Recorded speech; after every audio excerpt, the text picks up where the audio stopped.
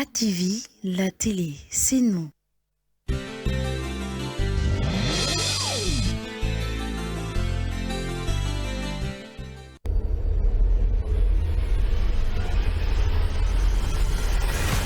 ATV, la télé, c'est nous.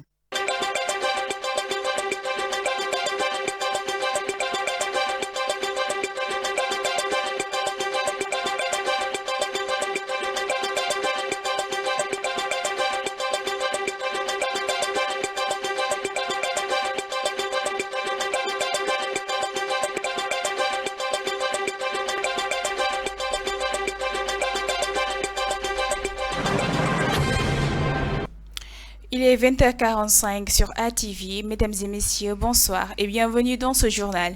Voici les titres de cette édition. Éducation environnementale, 2 écoles élémentaires et 2 collèges d'enseignement moyen ont été choisis dans la commune de Joal pour une campagne de sensibilisation et de protection de la biodiversité. Le Khalif général de la Faïda Tijaniya suggère à la jeunesse de se tourner vers l'étude de la science pour plus d'emplois et d'utilité. Lutte contre le chômage des jeunes une cinquantaine formés dans des techniques d'accompagnement, d'insertion et de création d'entreprises. C'est tout pour les titres. Le développement, c'est dans un instant.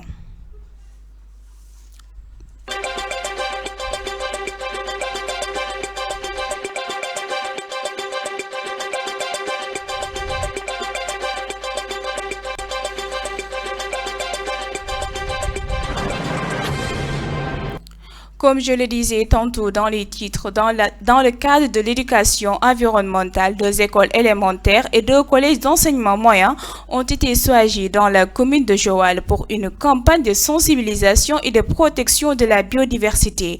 Les élèves seront formés pour lutter contre les agressions faites sur l'environnement, surtout les changements climatiques. Reportage signé Naïmati Diagne. L'initiative a démarré en décembre 2024. Il s'agit de sensibiliser les élèves sur les questions climatiques ou encore d'érosion de la biodiversité. Aujourd'hui, nous sommes à Joal avec plusieurs partenaires dans le cadre du projet Alliance concertée des organisations de la société civile pour un espace civique transformateur et durable.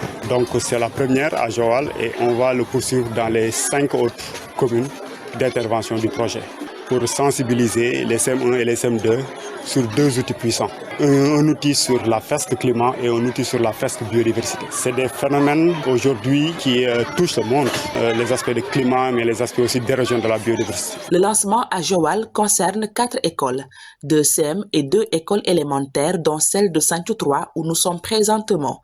Le plaidoyer, c'est le renforcement de l'éducation environnementale dans les établissements scolaires du Sénégal. Il y a des efforts qui sont en train d'être faits, il faut le dire, il faut le magnifier. Mais il faut renforcer et on est dans ce processus de renforcement.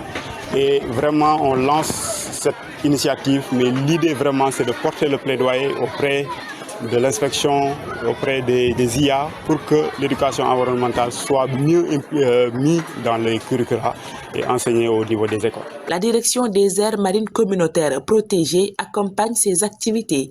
Donc, le projet Access accompagne la vulgarisation de cette stratégie-là au niveau de certaines communes, notamment Joal Fadiouth ici, mais aussi au niveau de Saint-Louis. Je pense que les jeunes, c'est un moyen vraiment important pour l'éducation environnementale, là, pour qu'ils prennent mieux en compte les écosystèmes de mangrove, qui est un écosystème très fragile. Dans les salles de classe, les élèves semblent s'intéresser aux différentes activités de réflexion proposées dans le cadre du programme de responsabilité verte. Le Khalif général de la Faïda Tijaniya suggère à la jeunesse de se tourner vers l'étude de la science pour plus d'emplois et d'utilité. Pour Cheikh Mohamed Mahinas, l'État doit beaucoup investir dans l'apprentissage de la nouvelle technologie pour mieux capter l'attention des jeunes et les aider dans la réalisation de leurs projets. C'est lors du Gamou annuel de Niomra que le religieux a lancé ce message aux dirigeants actuels du Sénégal. Reportage Naïmati Diagne. La situation des jeunes Sénégalais préoccupe Cheikh Mohamedoul Mahi Cheikh Ibrahima Niass. Le Khalif général de la Faïda Tijaniya donne des orientations. En l'écoutant, on a senti un intellectuel qui parle, un homme multidimensionnel qui parle. Il nous a poussé à aller vers le savoir, il nous a poussé surtout à aller vers la science technologique nous faisant comprendre que la littérature a eu son temps, mais le temps de la littérature est disparu ou bien est en voie de disparition. Donc, ce que nous devons aujourd'hui faire notre voie, ou bien notre station, ou bien notre vision, ou bien notre objectif, c'est la science, mais surtout la science technologique. Des orientations bien reçues par les disciples, surtout jeunes, qui se disent optimistes. S'il s'adresse aux jeunes, il s'adresse aussi en même temps à ces autorités-là. Et alhamdoulilah, ces autorités-là dont il parle, celui qui est en leur tête aujourd'hui, c'est le président Bassirou Diomaye Faye. Il est parmi nous. À chaque fois, il partageait cette cérémonie avec nous, mais il a envoyé comme une forte délégation. Et j'espère que cette délégation a noté les messages que le Khalif leur a donnés. Et j'espère bien qu'ils vont livrer ce message. Cette année, le Gamou annuel de Niomar est parrainé par Babacar Pascal John, qui lui aussi dit être en phase avec les propos du Khalif général de la Faïda Tidjania. Un message venu à son heure, dit-il. C'est un message qui s'adresse à la jeunesse, qui demande à la jeunesse d'être patient, qui demande à la jeunesse d'aller vraiment chercher la connaissance. Le Sénégal a besoin de ce message-là, là où nous sommes. Le président de la République, le Premier ministre Ousmane Sonko, le Khalif a prié pour eux et nous tous, nous sommes derrière pour pousser, pour permettre à cette équipe-là qui est venue pour développer le Sénégal vraiment de réussir sa mission. Plusieurs autorités, dont Omar Youm, le maire de Tchadjaï, ont pris part à ce Gamou annuel de Niomar qui réunit tout le Djegem. Pour cette année, l'événement est présidé par Cheikh Mohamedoul Mahi, Cheikh Ibrahim Niass, qui a prié pour le Sénégal, en particulier pour la réussite du gouvernement actuel.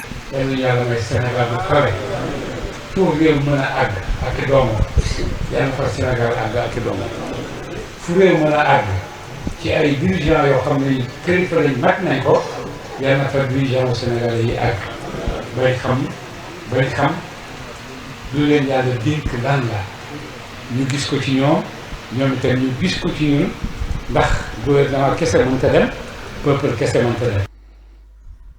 Lutte contre le chômage des jeunes, une cinquantaine formée dans des techniques d'accompagnement, d'insertion et de création d'entreprises. L'objectif est de créer 50 000 emplois d'ici 3 ans. L'organisation Sénégel, initiateur de ce programme, est en partenariat avec la directrice de la production sociale de Mbour. Écoutons Pape Samb, administration de Sénégel, au micro de Modouno.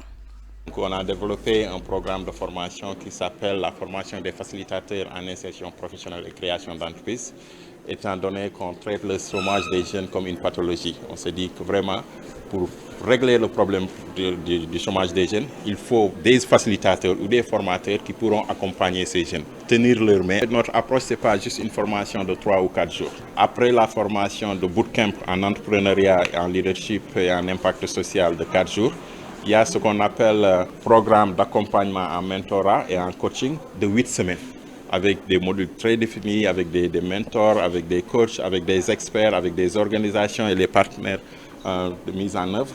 Et après ces 8 semaines, il y a 4 semaines d'apprentissage autonome où on va permettre les jeunes soit de développer son propre business plan ou sa propre entreprise et de pouvoir faire le pitch, et on va l'accompagner pour la levée des fonds, pour l'accès au marché s'il a déjà une entreprise, l'accès à la technologie. Mais pour l'autre aussi, le jeune qui est en train de chercher un boulot, on l'accompagne aussi sur l'accès à l'internship, à des stages, à des opportunités de fellowship, à l'emploi, à l'auto-emploi. Donc il y a ces 2 parcours. Donc minimum, il y a un accompagnement de 3 mois. Et après ça aussi, on va continuer avec les facilitateurs qui seront déjà formés, les facilitateurs en insertion qui vont les accompagner. Donc nous, avec cette approche et ce modèle, le jeune doit trouver un job ou créer une entreprise après 6 mois d'accompagnement et de formation. Dialogue national, Fadel Barro se dit optimiste et pense que les vraies questions seront à l'ordre du jour. Le chômage et la déperdition des jeunes doivent être pour le moment des priorités pour le gouvernement actuel qui, selon le journaliste, doit à l'issue de ce dialogue y apporter des réponses satisfaisantes. Fadel Barro est au micro de Boubacar Ndiaye. Nous sommes invités à aller au dialogue. Je réserve l'essentiel de cette discussion-là sur le dialogue. Nous avons Nous irons à ce dialogue avec nos préoccupations, nous irons à ce dialogue avec nos revendications, nous irons à ce dialogue avec aussi notre souhait et notre vision pour ce que le chemin que le Sénégal devrait prendre en politique. Mais il est clair que ce sujet-là, nous le réserverons au dialogue. Le pays traverse des moments extrêmement difficiles. Nous avons élu un président de manière qu'on n'a jamais élu. Et ici, il est un président jeune par rapport, si on regarde le contexte général. Il y a beaucoup de problèmes en ce moment. Au niveau de la justice, au niveau social, sur le plan économique. Nous traversons une crise terrible. Nous traversons une crise de la jeunesse sénégalaise qui ne trouve plus d'horizon et qui est obligée de continuer à prendre la mer et les déserts pour partir en Occident. Mais du moment où le président a appelé à un dialogue, allons à ce dialogue et parlons-en. Je pense que c'est ça la voie de la sagesse. Pour ce qui est du manque d'eau à Fissel, le maire confirme et regrette cette situation. 32 villages de la commune ont soif et c'est un problème sur lequel il interpelle l'État. Omartine n'a pas aussi manqué de signaler le manque d'électricité et la dégradation de la route Fissel-Nangalma. Omartine, maire de Fissel, est au micro de Ibrahim Khalil Diop. Nous avons un problème de conduite ici à Fissel. La conduite qui vient de Ndiaganyao est de diamètre 160. Cette conduite-là ne peut pas desservir 28 villages et 164 hameaux. Ce qui fait qu'actuellement, il y a beaucoup de villages qui ont de l'eau potable à partir de 2 h du matin jusqu'à 5 h du matin. Nous avons initié des démarches, mais malheureusement, ça n'a pas eu gain de cause.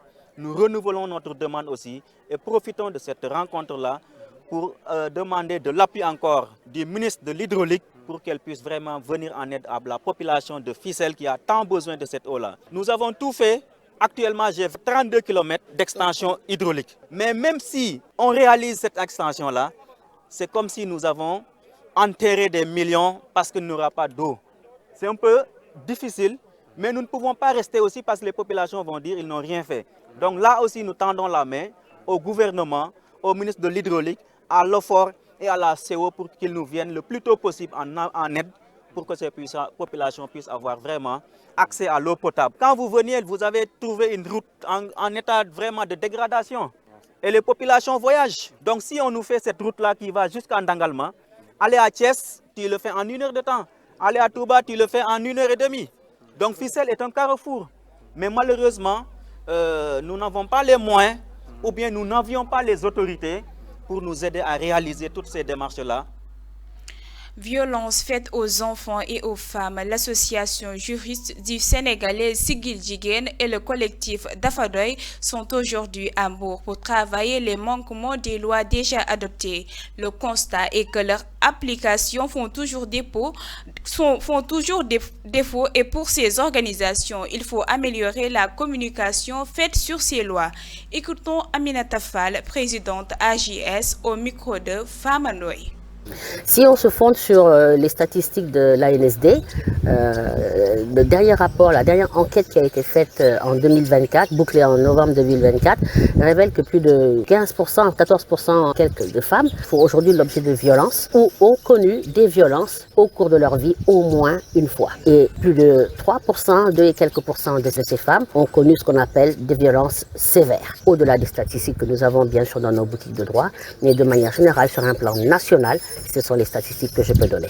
Même si c'était 0,1%, c'est à combattre. Il faut qu'on se batte tout simplement contre les violences parce qu'une violence même est de trop, et en particulier les violences sexuelles. Il y a plusieurs lois. Vous savez, il y a déjà eu le collectif Dafadoy et beaucoup d'organisations de femmes, dont l'AJS, Digen, se sont battues dès les premières années, début 2000, en 99 déjà, pour pouvoir obtenir des réformes conséquentes et notamment des réformes du code pénal permettant de sanctionner en particulier les violences conjugales et également les mutilations génitales féminines. Le texte le plus récent est certainement la loi criminalisant le viol et la pédophilie qui a été adoptée en 2020, mais dont l'application laisse encore à désirer. Peut-être parce qu'il y a pas une bonne connaissance de cette loi, que ce soit au niveau des populations ou au niveau des juristes de manière générale, mais aussi parce que certainement il y a une forme de sensibilisation à faire et peut-être laisser le temps aux magistrats de mieux s'approprier la loi pour davantage d'effectivité. Mais en attendant, il y a des violences et il faut qu'on les combatte. C'est cet élément qui met fin à ce journal. Merci à tous de l'avoir suivi. À très bientôt sur ATV.